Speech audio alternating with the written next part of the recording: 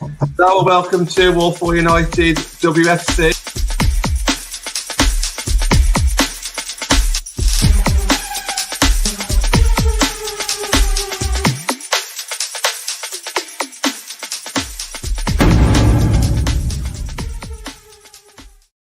Hello, welcome to All for United with me, Foster, WFC. Got an exciting couple of hours coming up. We've got a whole hour now with Jamie Spencer, and then we've got another show in the next hour as well. Jamie, how you doing, mate?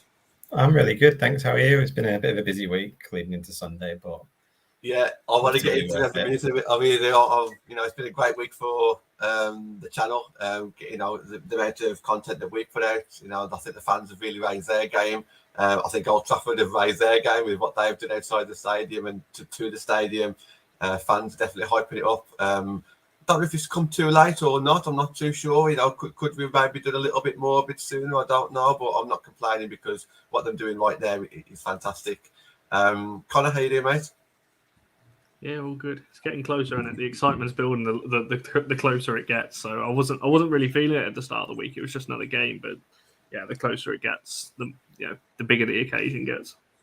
Absolutely, yeah. No, and that's absolutely true. I think it's just I don't know if it's just because that we do like a lot of stuff on YouTube, and I don't know if potentially it builds the excitement or takes the excitement away. But we are very much thinking like, okay, so what we're going to talk about Monday, what we're going to talk about Tuesday, who are we going to get on, who's the right person for this, who's the right person for that. So it kind of builds it up because we're speaking to so many people and we're getting the energy off all those.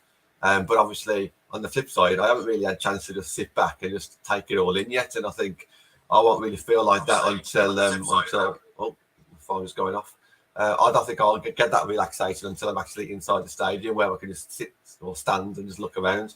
How excited are you, Jamie? Because obviously you're Man United women's correspondent now. You pretty much focus all your time, or a lot of your time, on Man United women. How excited has this week been for you? It's been a totally different experience to me, to be honest. So, like as you said about focusing a lot of time on the women's team, so that's only been something that I've been able to really push in the last sort of 2-3 months. So I think since the first time I spoke to you guys at the end of January is when that was really sort of starting up. With me writing for 90 Min, they've really pushed the women's thing. This year, I've mentioned it before here. They've got a new, well, she's not that new anymore, but a full-time women's editor, and she focuses on the whole. But then that's allowed me to sort of push forward with just one club, which doesn't really happen with United.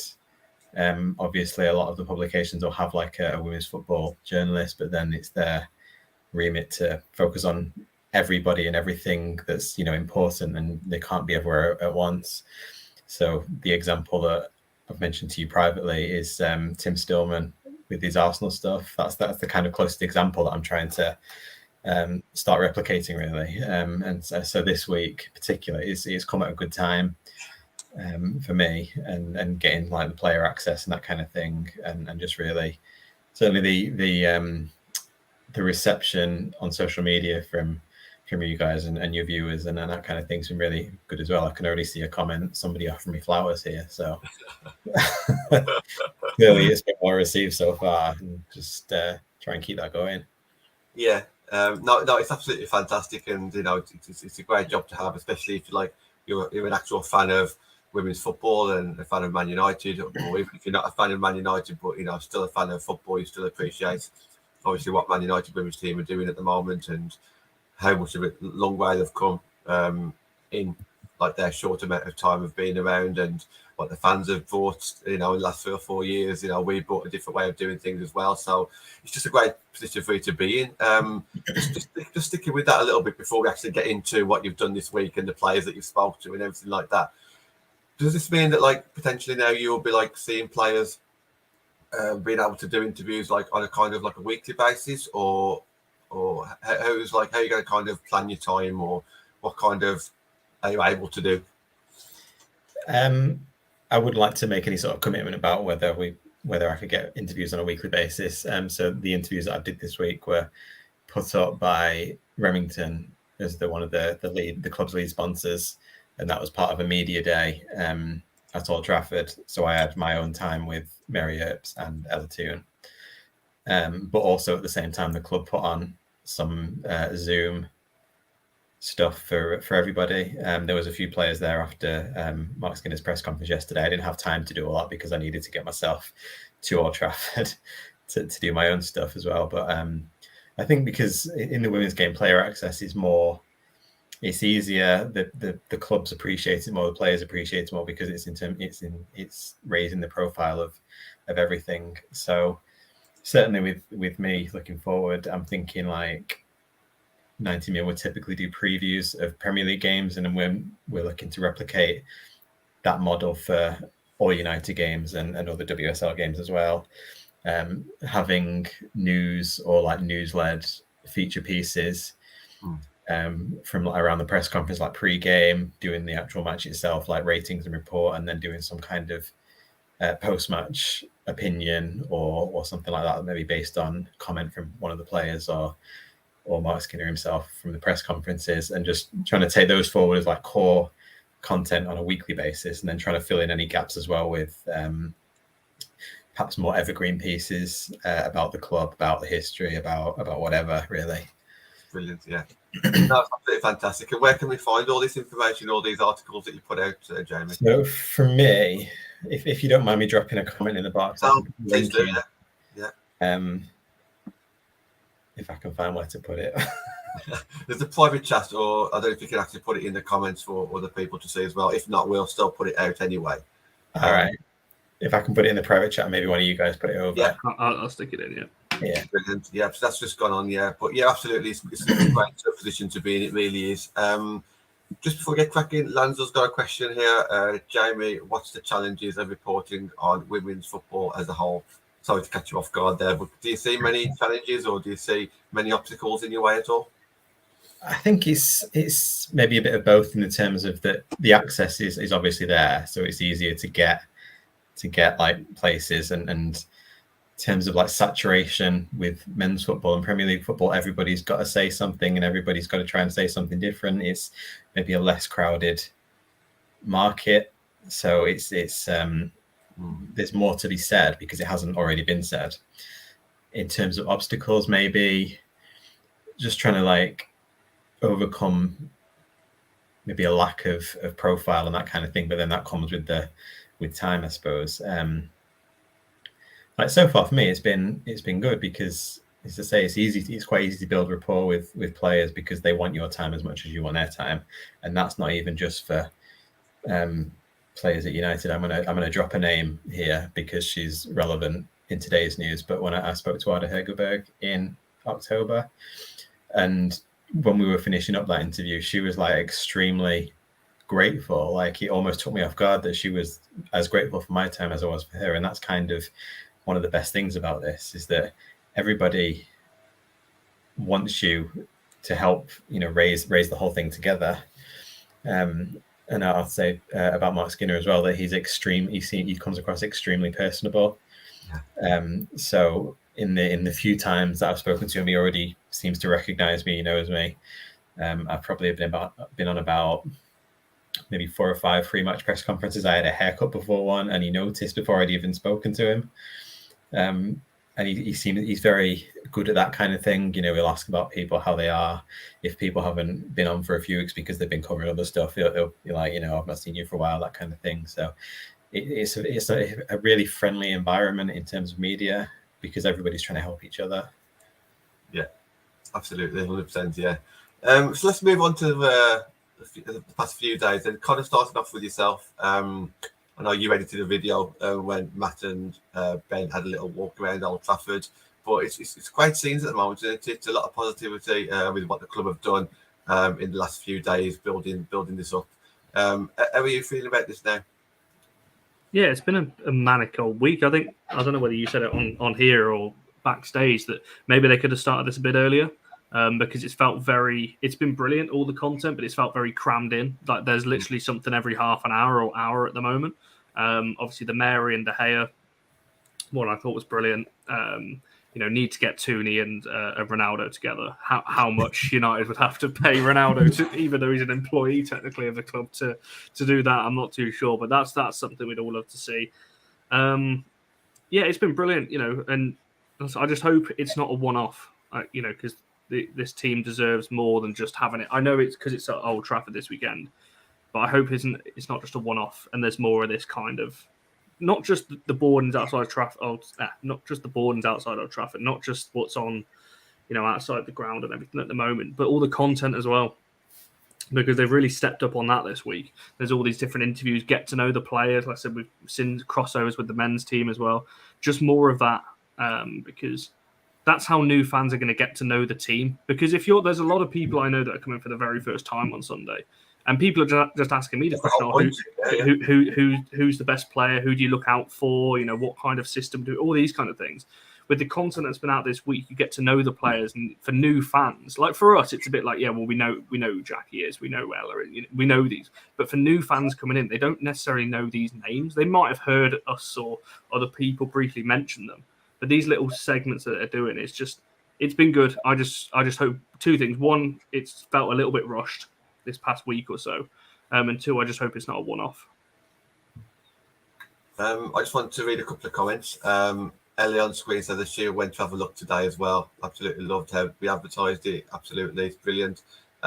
Norman's asking about the pitch sizes, but I think that's been replied to already. I think it's just fantastic to see. It really is. It's just obviously what the players deserve. Absolutely. So, Jamie, you've obviously been there. Was it Wednesday that you went? And I was at Old Trafford yesterday, yeah. That's right, yeah. Sorry, I forgot what day it is. Yeah, it was yesterday, Wednesday. It's awkward because I've been pre-recording shows for following days coming up as well, so I am all over the place. Who did you meet? Who did you see? What were your thoughts? What was the atmosphere like? All this kind of stuff. So the first thing that happened was they let me in through the back players' tunnel at the back corner, and the first thing that I saw was literally Ella Tuna and Katie Zell, and they were filming like I assume it'll be a social clip or something, but they were in the tunnel in full kit. Doing a bit for that, and then I got taken up into one of the suites and then into the put on a studio, and then I was told that the first player that I'd be getting was Mary. I didn't know that at that time because I thought earlier on, because Diane Caldwell was there as well, and there was a handful of other players, but they said Mary was coming. So, I mean, obviously, like we all know that she's a great laugh and she's really fun and just nice to talk to. So she was great, and there is actually, I'm sure you've seen it, there's an interview that was published today. Yeah. So again, if you don't mind, I can put that in the thing for you, and you can share that as well. So there's that, and then after we'd finished speaking to her, Ella Toon came in. She was quite busy yesterday because obviously she's like almost like the face of the club, I guess, in one sense. Well, if I could just pause you right there, just before we carry on, just on that Ella Toon. I mean, just you said it there. She's the face of the club, and she really is for such a young player who's been with us for like the 4 years now. The way she's developed, and hopefully, you obviously you've seen this yourself, and you've probably watched her develop and grow as well. She really has turned into. Well, I remember when I first started this podcast 18 months ago, people were saying stuff about Ella Toon. People saying, "Oh, potential captain." I went one step further. I said an ambassador for the club. And if she stays with this club, that's exactly what she is. And not just for this club anymore. Now she's with the Lionesses. It's an ambassador for women's football. All the youngsters want to be, just turn out just like her. She's great with the media. She has a laugh. And she's a damn good player who's improving season after season. So, sorry to butt in there, but I'm glad you just mentioned that Tuna thing because I thoroughly agree. Yeah. No, definitely. So, were you talking about improving? So the first time that I came to United game, just as a fan, like I don't know if we had some crosswires, but I'm a United fan. I've been a United fan for 25 years. The first time that I came to a women's game was start of the 2019-20 season. So I'm not an OG. I'm not like a championship guy. I waited a year. But I started coming then, and she was like not on the fringes, but she was still very young, and there were other bigger names who were perhaps taking more of the headlines at that point. And then fast forward to the start of this season, I was there just again as a fan on the opening night against Reading, and that was when for me she really seemed to like step it up. and like take it on as like a leader almost, because I know a lot of the forwards left in the summer and they didn't bring a lot of people in, so it was sort of on her shoulders to step it up. And I've just seen a comment there about a contract. Like I was looking at contract information this past week. I think she's got a deal until something like 2025, which is ridiculous length in the women's game. So there's obviously a lot of faith in her, and again, like building the brand around her, because she's going to be a star. You know, she's been starting for England pretty much all season. Yeah, and signing that contract was a massive thing at the time as well, because it kind of showed that if Ella was to have not signed a contract, to me that means that something must have been wrong at the club. So for her to sign that contract for such a long time, because I think she signed that last summer when a lot of things were going on around, backstage behind the club at that time. For her to sign that was a massive statement. So, it really is. And she wasn't the only one. I think, Galton and Hansen got a few longer-term contracts as well, which is great to see. And we need to see more of that, don't we? Connor, obviously thoughts on Tuna, and we all saw the tweet, the Twitter, her singing the song incorrectly, and we'll talk about that with Emma Sanders a bit later as well. But, she is a breath of fresh air, isn't she? Yeah, not only that, she's not only the face of United, as Jamie just said there, she's also becoming one of the face of the Lionesses going into the tournament as well. She's, when you talk about it, I think in previous years, when you look at English women's football, if you just said name one of the players in the England women's team, you'd say Ellen White, or you'd say Lucy Bronze, or it'd be somebody like that. Now you'd starting to hear people say Ella Toon's name, and I think that's starting. It's almost changing that culture that the United girls now are pushing into the European setup as well. If you want to look at it that way, and she is, she gets, as do all the players, have a good relationship with the fans. She needs to work on her singing, get the lyrics, get the lyrics correct. But we all misplace them from time to time, as Anthony would tell you. But no. This season, I think Jamie's right. She has really stepped up. Look at the first few games of the season. She was playing as like a false nine because we didn't have anyone else. She was playing there on her own, scoring, assisting, doing everything she does. But it's not just that for me. It's the work rate. Everything else off the ball that you wouldn't see as much on TV. If you're there, you see it all the time. She's constantly running the ball down or moving into good positions and that kind of thing. So, yeah, and I think the contract, just quickly on that as well, it was more the timing of it as well, because we were on a really rough run at the time. We just drew back-to-back Everton and Spurs. I'm pretty sure it was the week after the Tuna when we'd lost to Leicester in the Conti. So we were on a really bad run around that time. And to tie her down for 5 years, I think it's 4+1, I think it is, or 3+1, whichever way around it is. For that length of time, like you said, John, I think it just shows things are maybe not as bad as it seems at the club, because I don't think she'd have committed to that long if she, I said this at the time, if she wasn't promised something. Clearly some conversations had, because, at the time, Chelsea was sniffing her and Emma Hayes kept name dropping her in press conferences and things like that. So to get her on that long-term of a deal at the time where we were as a club, I think was crucial. And clearly conversations have been had in terms of future for the United women's team, which is positive.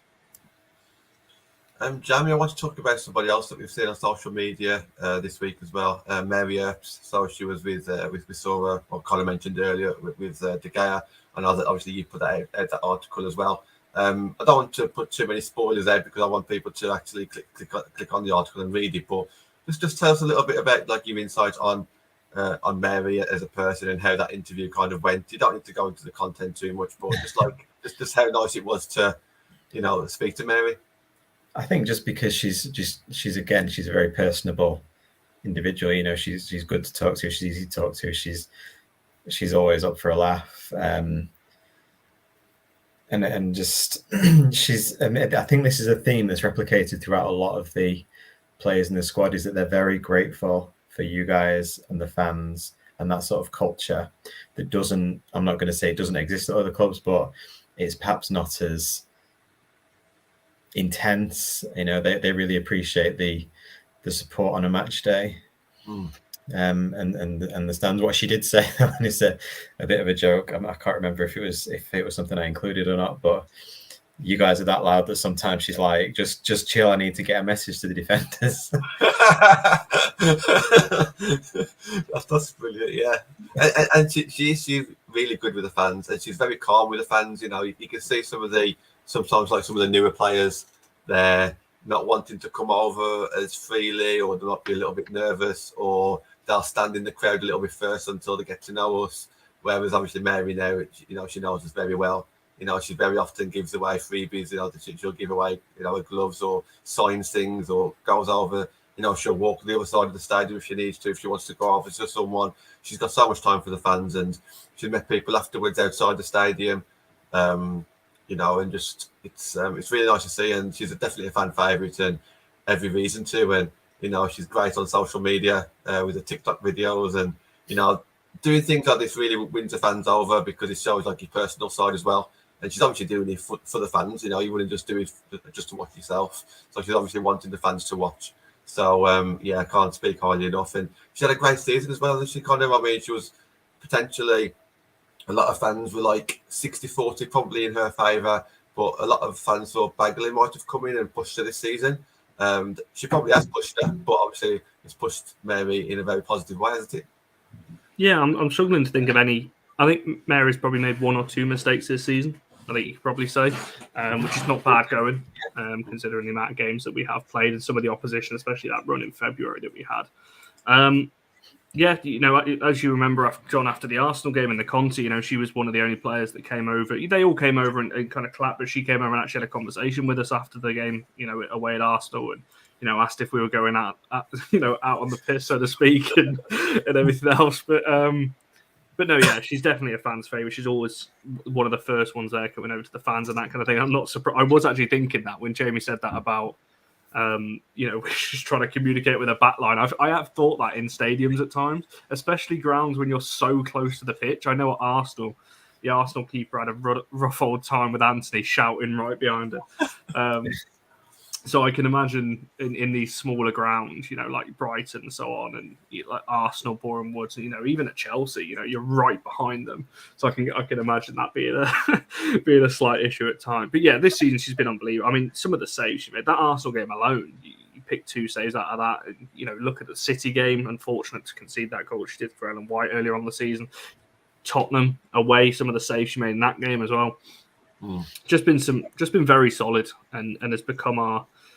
I know she's not number one officially on her shirt, but she should be. You know, and it's great. You know, it's like you said, she clearly comes across very likable as well, and that will help the team environment more than anything. Because if you don't, I say this all the time, if you don't have the chemistry amongst the team, you could have 11 world-class players. If you don't get on, you're not necessarily going to work together. So it's good that we've got good personalities as well as good talented players. Absolutely, 100% agree. Yeah. So before we move on to like the visibility and what we're hoping that this Old Trafford game will bring to women's football in general, and other articles that Jamie's pointed out and wrote about, you know, in the past week or two. Just one last thing regarding this Old Trafford game. Obviously, Jamie, you're going to be there. What are your expectations on the day? What do you think? You know, like the fact that the amount of fans that's going to be turning up. We're hearing between 20 and 25,000. Obviously, it's going to be electric. Loads of new people going. Just what are your thoughts on the actual day itself? What are you hoping to see? I think generally you would hope for a big spike in in attendance. Obviously, it's a lot bigger. There's a lot more people. I think as much as everybody loves Lee, Old Trafford's a lot more accessible for a lot more people. Yeah. So you've got that factor as well. I think I've seen a comment here about the attendance record. I'm not entirely sure what that is. I think it's about 40,000 or so. I think in the WSL it might be 33. That was the Etihad, but I think that's just in WSL. I could be wrong. I think in a cup game or something different. But that's the one that comes to my head. I don't know if there's one bigger than that one. And I remember it was at the opening day of that 2019-20 season. There was a few. There was one at Stamford Bridge, and there was the Etihad all on the same weekend. Yeah. They were all around that 30-35 mark. So again, yeah, I think just because it's an opportunity for people to go to Old Trafford as well, even if they're not entirely sure why they're going at this stage. You know, that'll come later when they actually see the match. But it's like if you've got kids, you can take them, is it like £3 or something for kids? If you're an adult, it's only £6.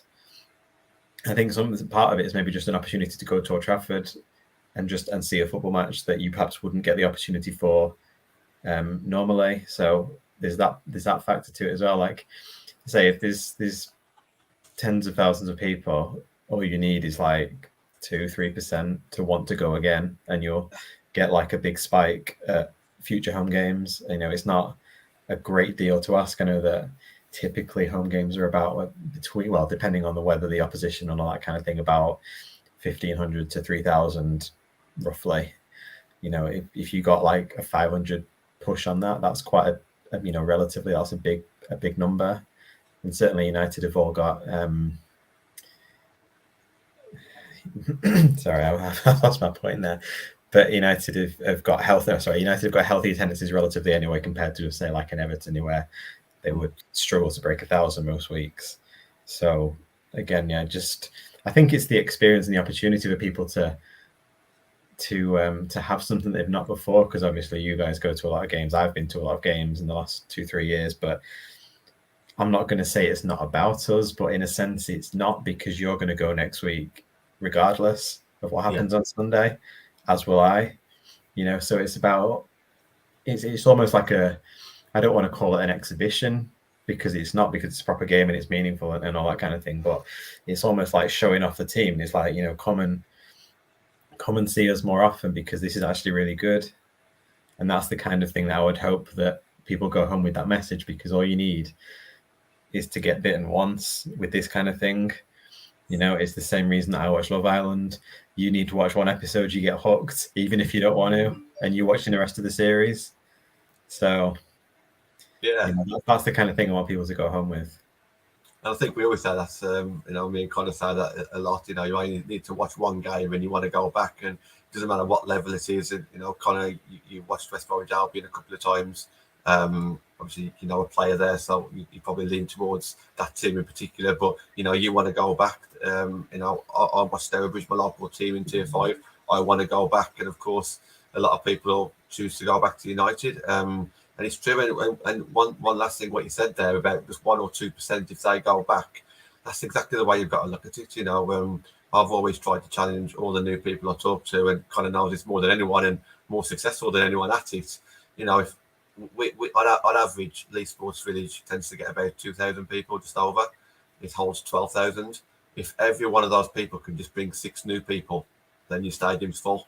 And I appreciate it's not that easy, but we're doing it, and as a channel, we've been going for 18 months now. We've brought in so many new faces who keep on coming back regularly. And if everyone just does their bit and just tries to bring, okay, we say 6, that's the ideal, but if you can just bring a new friend, who's going to be a season ticket next season, it's going to work. You've had that with what Sky TV should be doing and what the club should be doing and everything else, and obviously yourself as being in the media as well. All we have to do is keep on raising awareness, and that's a massive thing. It's what we need to do. And by going to this game on Sunday, they'll make that first step and hopefully enjoy it. And they can't not enjoy it. It's going to be an amazing atmosphere, one that they have to enjoy and hopefully come back. Connor, do you want to touch on that before we move on to visibility, accessibility, and design, all that kind of stuff? Yeah, it kind of links into the next topic, really, doesn't it? Talking about that, if everyone can bring 6 people, the stadium would be full. It would. I feel like I've fulfilled my role this season. I only started going this season, and I've managed to bring 6. So it'll be 7 come Sunday. So I've done my bit, so to speak. But it's exactly like you said. I mean, I wouldn't agree with Jamie. I wouldn't use Love Island as my as my go-to, but I do agree, particularly on the women's game. You do get kind of hooked. I think it's because it's a little bit more personal. I think you get to know the personalities a bit more. I think on the men's, because they have to be so careful with the money that's in it, and the camera's just on them constantly. They have to be very careful, and you don't really see the true character anymore of footballers. Whereas I think with the women's team, particularly United women, you get that. You get to see the characters, like you said, on TikTok, whether that be on Twitter or on Instagram, whatever it is. After games, you come over and speak to them. They'll always make time for you no matter what the result. You know what I mean? So I think just things like that It's just the attraction. I'm purposely ignoring John's comment and he's brought it up. I did see it. I wasn't going to reference it, but yeah, I think that's what it is. You just get hooked straight away, as I did. When I came to Reading for the first game of the season. I think if everyone can do that, just convince one person. Just speak to your mate and say, "Oh, I've got it's £6 Old Trafford on Sunday. Come along." If you don't like it, you don't like it. Not everyone's going to like it, Just come along, try it, and if you don't like it, fine. But I'm guaranteeing 95% of people will come back again. So, yeah, it's just that hook that you get once you've been once or twice, isn't it? Connor, you put a show together last Friday that was full of fans, like just like this, like a fan panel of all fans who have basically just started this season. I think I'm right in saying that. They come across from the men's team. And now they're all match-going fans. And, literally 9 months ago, they wouldn't have even been able to hold a conversation about the women's team. Whereas now, they're actually appearing live on a women's fan channel, whatever you want to call those podcasts. And it's just great to see. It really is. So on all these points, obviously, it's really important that it's that the game's there and visible for people to see. I'm taking the comment. I was trying to get the comment off. There we go. Jamie, talk to us then. So obviously you mentioned to me privately about the massive numbers for the Champions League group stage.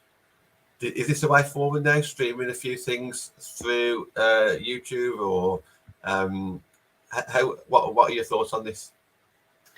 I think with the with the Champions League stuff, so that was announced this week. The figures there was 14 million views over the group stage on DAZN on their YouTube, because it is free. So, and I've used this phrase a lot in different spheres in this past week. But women's football is a like, to borrow a line from a film, is a build it and they will come kind of vibe. If you make it available, people will watch it. And that's not to say, like you get online trolls saying, "Oh, why are you shoving this down my throat?" It's not that at all. It's more just providing people with the opportunity. And if as Connor said, if they want to watch it, they watch it. If they don't want to watch it again, they don't. But actually, it's quite easy to get hooked on anything, really. It's like, and it doesn't just it's not just women's football. It could be like non-league football or lower league football. On the men's side, you go once, you see it again. And the example I've spoken to somebody else this week about it is, I would watch swimming because it's in the Olympics. I don't follow swimming the rest of the year because it's hardly ever on TV. So it's like, but because it's there, you'll watch it, and that's replicated in tournament years. So, for example, some of the examples that I've quoted in pieces this week was when BBC did the last World Cup. They had cumulative 28 million views in this country. There was nearly 12 million on the England semi-final against the States, and that was the most watched TV program of the year at that point. I don't know if it got overtaken later in the year, but the point is, if it's there, if you show people that it's there, they will take an interest, and then it's just about sustaining that and keeping it available in the future. So you make it visible, you make it available, you make it accessible, because ultimately you're always going to have core fans that will find it wherever it is, but you're not going to get the casual fans by hiding it away somewhere or not showing it or not having the coverage. And I would think it's fair to say that with not just with football, not just with women's football, but maybe most sports, the majority of fans are probably casual fans, and I would include myself that in other sports. Like that you would follow it when you see it, but you don't go out of your way to follow it. So it's just ensuring that there's an avenue for people to actually engage and watch if they're interested, which clearly there is an appetite there based on those numbers. So, and that's the kind of thing, again, that this match is so important for. It's highlighting what is available, and the fact that it's on Sky Sports as well, and that Sky are showing a lot of games this season and BBC are showing a lot of games this season. There was something like, I think it was 1.5 million views over Sky and BBC on the opening weekend of the season, and then slightly more than that on Women's Football Weekend in November. So again, it shows you that there's an appetite, and then these kind of games, it's just making sure that appetite is served, basically. And I think that's the most important thing, is making it available. because if you don't make it available, people won't go out of the way to find it. Yeah. The Olympics is the best example of that. Sorry, John, just quick. No, go on, For me, one of the Winter Olympics as well, the curling, for example, is one of my favourite sports to watch in the Winter Olympics. In the core Olympics, in the Summer Olympics, I'm looking at the velodrome cycling and things like that. It's one of my favourite. I look forward to that every 4 years just so I can watch it. But it's on more than that. You have the European Championships, the World Championships, but I don't watch them because they're on. If they are on, they're barely advertised. It's on some channel that I've probably never heard of. They're never on the core channels where, like you said, the Olympics is the best example. I know it's a bigger event. You're not going to get every single sport on Sky Sports or BBC, whatever it is. I get that. But when there's something as popular like some of the Olympic sports and like what the women's game is becoming, just having it there for people to... I think some companies are probably still, and this is a whole debate on its own, but I do think there's still some media outlets and some broadcast channels that are a bit nervous of the backlash potentially. Not that there should be any. I'm not, there shouldn't be any backlash to them broadcasting it or reporting on it. But I still think there's maybe that because there are idiots out there that troll it for no reason, that have probably never been to a game in their life. I still think some broadcasters are a bit worried of that, which they shouldn't be. They shouldn't take any interest in it because as Jamie just said that, how are people supposed to find it if it's not pushed anywhere? You've got to get it out there for people to see it in the first place, and unfortunately that just comes back to money, just pushing it as far as it can go. I just agree with everything that you've said, and even you could just take one step before that as well. So obviously before people start watching it on TV, they did start reading about it as well, maybe. So I'm just referring back to like on my Twitter. I think I can't remember the exact numbers, but I have my Twitter account, and for the first season, I really only spoke about Man United men's team, because that's pretty much all I really saw on Twitter back then. It would have probably been the championship season, so obviously not many people would have spoke about Man United women's team. But obviously that second season, I had a bit more of a following. I started to talk a bit about the women's team, and now I speak more about the women's team than I do the men's team. And you're absolutely right. I put tweets out just to try and raise awareness. Not so much now, because I feel like there is a lot more of awareness, and I use this channel to help raise awareness as well. But it is true. You got to put things in the faces because people won't actually go out there and look for women's football. I work in a supermarket, and there's hundreds of staff who work there. I don't think more than 5 or 10 of them would watch women's football. But all of a sudden, now that I'm talking about it, it's planting the seed, and I'm getting people come up to me and say, "Look, did you watch that England game? Unfortunately, not a Man United game, but I watched the England Lionesses the other day, or Arsenal Tottenham." And it's right. He's just planting that seed in the head. So I watch it, and then if they watch it 2 or 3 times as well, then they start getting loyal to the players, start getting a bit of knowledge. It's absolutely true, but they need that little gentle push just to get there in the first place. And if you put articles out, tweets out, even if it's a retweet here and there, everyone can do their bit. Just on that then. Jamie, is there anything more that you think maybe fans or media outlets can do? Obviously you're taking on a role now, which is definitely something that's needed. Fantastic. Would you like other clubs to follow suit? And also, what would you like to see more of the fans are doing, or anyone?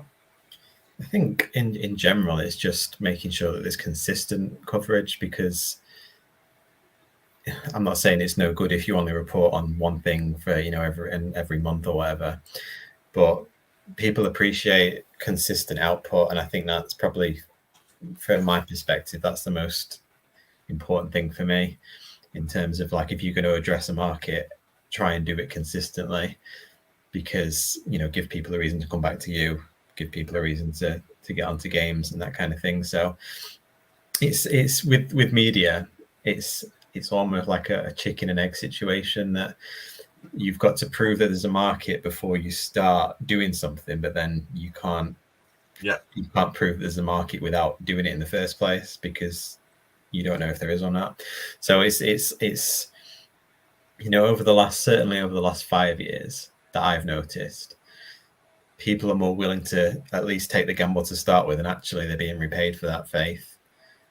So because there's an audience out there, and to bring it back to United is a massive club. So whether it's men's, women's, academy, people are always going to be interested, regardless.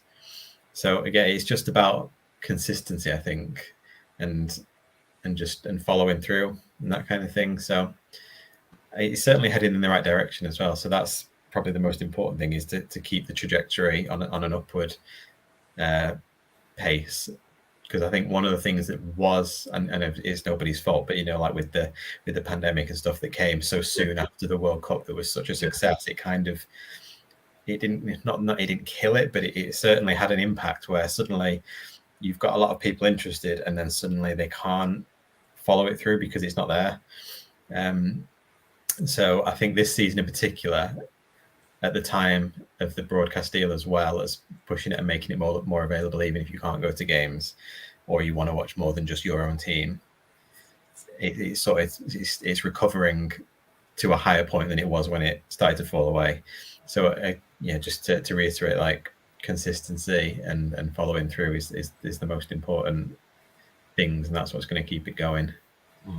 Yeah, and unfortunately as well for a lot of news outlets as well. I think Tom, I'm correct me if I'm wrong, Tom, I'm pretty sure it was Tom Gary that said this, that people are fighting over print space, and what I mean by that is these journalists like yourself, Jeremy, whoever it is, you're unless you've got the full backing of your edit. I don't know. I'm speaking out of just what I'm assuming and what I've heard from various people.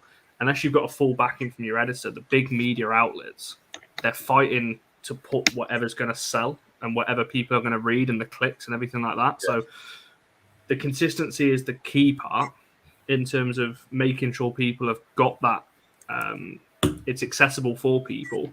But like I said before, I think some media outlets are still a little bit nervous of it because it's not going to get the millions of clicks maybe that, let's say you did a story on Ronaldo and then you did a story on, I don't know, let's just say Everton, for example. You know which one is going to get the more clicks at the moment. So you choose, as an editor, you choose the one with the more clicks. And that's a shame, really, because the better story is probably with Everton, for example. Just using those two as an example. So, it's just people like Jamie and people that are doing a good job in terms of keeping it consistent and keeping people informed, because that's all people want. And just bringing new fans into it, just that kind of informative side of it, because it's still growing, it's still going on an upwards trajectory for now.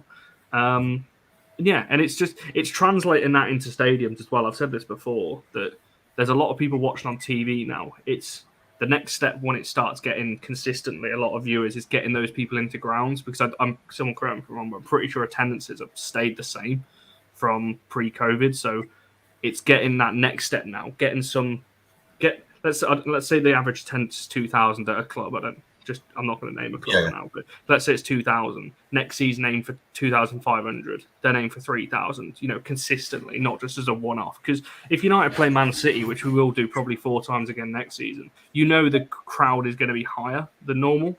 But then when you play Birmingham the week after, it's going to drop again to about 1,700. So it's just keeping that consistency and getting people into grounds is the next step. Yeah, I don't want to repeat what I said it was with Tom Gary and Natalie's show. I think it was a few weeks ago, so I won't go into too much detail. But what you said there, Connor, it does relate to that, because we're trying to encourage more articles out there. I think at the time we was talking about the FA Cup, and the whole weekend was dominated by the Manchester derby, and there was no stories elsewhere. But in the grand scheme of things, women's football is obviously on a smaller scale than men's football, and I do get the fact that, like, people won't necessarily want to read a Tuna story over a Ronaldo story, but they'll never want to read another Tuna story unless they start to get to know her. And the only way they're going to get to know her is if we start talking about her, and Jamie keeps on writing articles, and you keep tweeting about it on Twitter, Connor. And that's the thing, it is that chicken and egg, because the fan base isn't going to be there until we actually start talking about it. And that's why the fans have got such a massive role to play in this. And this is why we enjoy having relationships with Jamie and other journalists, because we need to work together. We need to read their articles and pass the information on. And obviously, Jamie needs to be in touch with what fans want to read. And it's as simple as that. And it's great to see. And that's come a long way, I think, in the last couple of years with COVID. I think we've come a long way in seeing that. There's a question on screen. Where is it? Oh, Stuart, about any news on the Manchester United director of women's football. I think Emma Sanders is going to touch on that a little bit later. Jamie, I can see you nodding your head. Do you want to say anything there? Or I was just going to I would say she asked about that. She asked Mark about that yesterday, so I'm sure she'll tell you all about what he said. Yeah, looking forward to that one as well. Yeah. Just before we wrap up the show, then, because obviously we've got another show in about 10 minutes' time. Jamie, just obviously a few predictions regarding the match. Who would you kind of like to see play? Who would you like to see get the winning goal? Because now that we're going to win, we're feeling positive. Any score predictions, all that kind of stuff. What are you looking forward to, mate? I think obviously United will go in strong favourites. I think yesterday Mark was being very diplomatic in the sense that he was saying, Everton, if you look down their team, they've got quite a lot of good players. Clearly, it's not worked out for them this season, but I would expect United to win, to be back to the best. They played all right against West Ham last time out. It was just, you can see the late goal, the weather condition. I'm not making excuses for them, but the weather conditions were tough down there, with the wind and the rain. Yeah. So I would say, if they could score 2-3 goals, get back to how they were against Reading and Leicester a few weeks ago, that's the kind of thing that I would expect. So before I do wrap up though, I was cutting some footage before, so I can play you a clip, because I know that I saw some comments before saying that you guys love it when the players talk about how much they love you. So I can play you a clip from Ella Team from yesterday talking about exactly that. It's sort of like a mini exclusive. Get ready to clip this, Connor. We'll put it up after the show.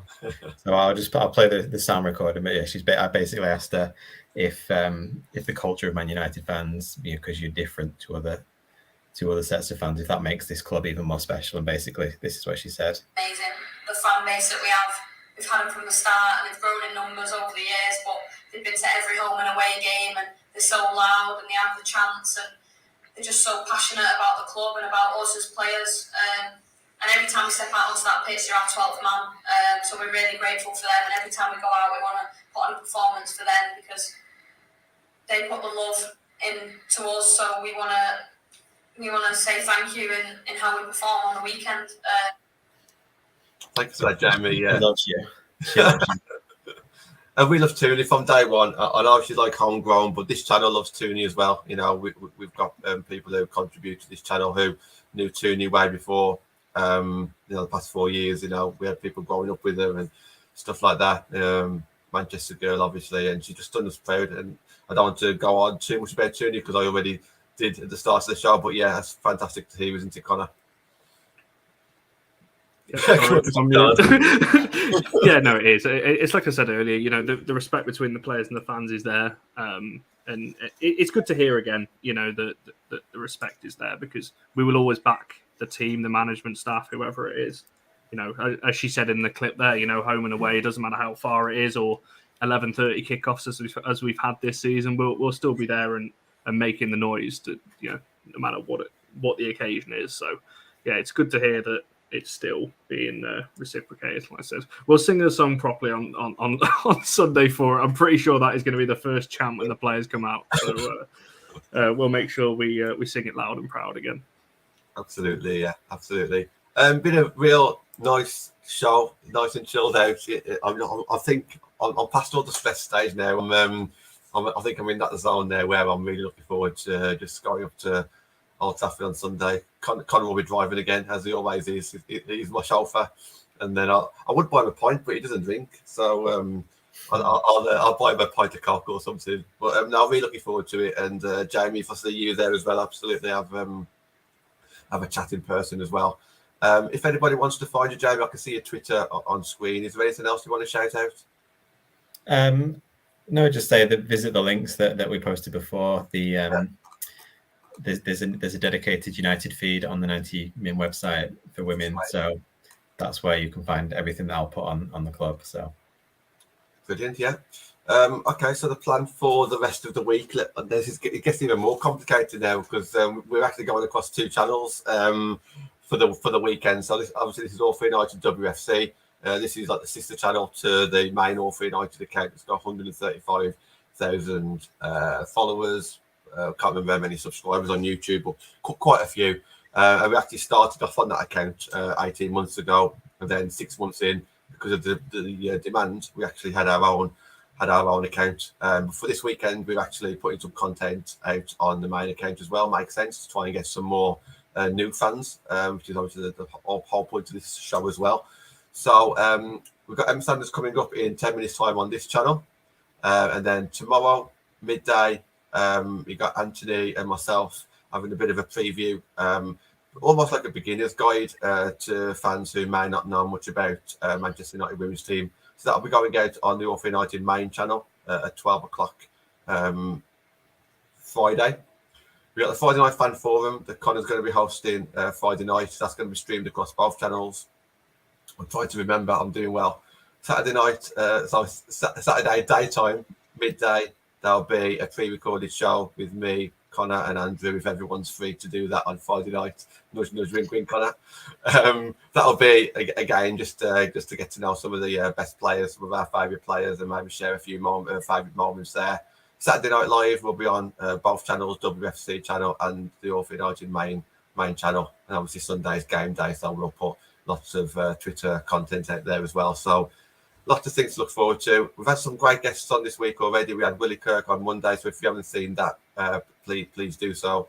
Cracking guest, perfect for this Man United versus Everton preview. So he came across really well, and it was a pleasure to have him on board. And Tuesday just gone, Matt and Ben was actually around Old Trafford doing a podcast actually face to face, as opposed to being in a square on a corner of the screen. So we've put some great content out this week, so please keep in touch.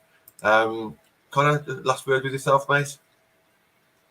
Yeah, I'm just looking forward to everything coming up. There's plenty of shows. I'm going to be shattered come next Monday, I can tell you that. But no, looking forward to it. And obviously appreciate yourself, Jamie, coming on and giving us a bit more insight into what you're doing and everything else. Because I think just seeing someone else do the content that you're doing, I think it's brilliant and it's much needed for. And it's good that you're doing it with United as well, because it's great for other teams, but you want to be with United, don't you? So that's good to see as well. Yeah, it's my pleasure to come on and speak to you guys. Yeah, definitely get you back on again soon. Absolutely. Yeah, look forward to it. Awesome. So we're going to shoot off there, guys, and we'll catch you in about 5 minutes' time with a bit of a bonus shot. Thank you very much, guys. Bye-bye.